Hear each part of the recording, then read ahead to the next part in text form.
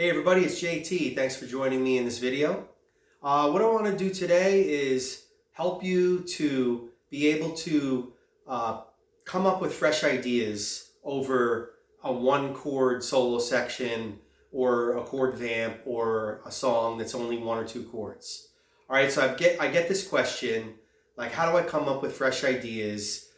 People usually kind of run out of ideas quickly, or they don't know what to do, and they sound like they're meandering too much, and they just sound stale. All right, so I have a few steps here that I'm going to explain to you, and just try to help you, get through this and get better at it. All right, so the first step is, actually it's not a step, but what I wanted to do was give you some examples first of these like chord vamp type songs, or one chord song, or what situation you might be in. All right, especially if you're playing a lot of jazz. All right, so one example would be Impressions by John Coltrane.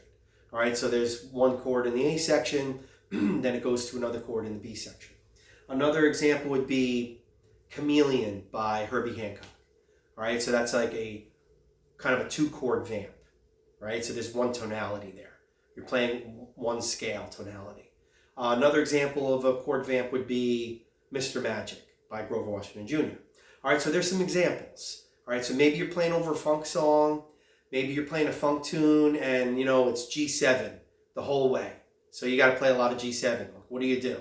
All right, so here's a few steps. The first step is figure out what you're going to play. Now let's stay simple. So this is kind of the easy step.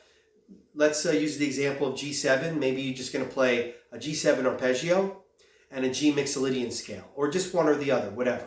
But you're gonna stick to one thing. Maybe it's the G mixolydian scale, right? That's kind of like the standard scale that goes with a dominant seventh chord. So let's say you figure that out. That's the first step. The second step is to take that scale and or arpeggio and play it randomly with no beat, no metronome. Just play it randomly, and don't worry about going to find books or YouTube videos about how do I play a scale in 100 different ways, and don't worry about a lot of exercises in this situation. What I want you to do is play randomly. That's like the key. Play random, experiment, just play around that scale and arpeggio, play it up, play it down, break it up, play it randomly, play it the way your fingers want to move around, play some chromatic passages where you play a lot of notes that are next to each other. Come up with stuff like that, play randomly. So you play randomly with no beat or no metronome. That would be the second step. Now the third step, this is what I do, very important, singing rhythms. Now I've sung rhythms in many different cases, over the years. It's a very important thing to do, and I've learned that from all my teachers, from growing up in New York and going to Berkeley. This is like a big common thing. Sing, sing, sing. Sing the rhythms, sing the rhythms. Sing bebop lines, whatever. Sing the melodies of songs. So in this situation, I want you to try to scat or sing rhythms. And I want you to be able to flow and naturally flow rhythmically, right? So if you're playing, Chameleon, da-da, da-da, ba-da, ba-ba, I want you to sing rhythms. Ba-da, ba-da, ba-ba, ba-da, ba-ba, and I just want you to kind of just use your basic rhythms, quarter notes, half notes, dotted quarter notes, upbeats, triplets, and just be able to just move around. So do it on your instrument first, and then try to sing it. And trust me, it really helps singing. So after that, then the next step would be, I guess the third step, to put on a metronome and now use a beat. If you want to use a drum beat, that's fine too. Go on YouTube and put, drum beat, quarter note 120 or whatever it is. So you could use a drum beat, or you could just use a metronome. I like using metronome in a lot of cases because it's just easy. And then I want you to play over different tempos. And I want you to play randomly and play freely, excuse me. All right, so do that a lot, all right? Just play along to that metronome. You don't have to worry about a chord progression. You don't have to worry about if there's another chord there. You don't have to worry about how long it is. You're just kind of naturally going forward in time, playing your rhythms and trying to flow and use that scale or arpeggio. All right, from there, then the next step would be to use a backing track. Now, if you don't have a backing track of a real band playing, like what I play to a lot, then you could use an app like iReal Pro. It's not real. It's not a real band, but it's good for learning. I use iReal Pro to like learn tunes, learn standards, and be able to change the tempo. Maybe be able to change the feel and make it a Latin tune or whatnot. So iReal Pro is very good for that. But when it comes to practicing, in the most realistic backing track setting, I use the backing tracks that come along with when you buy the real book. All right, so that's another thing now.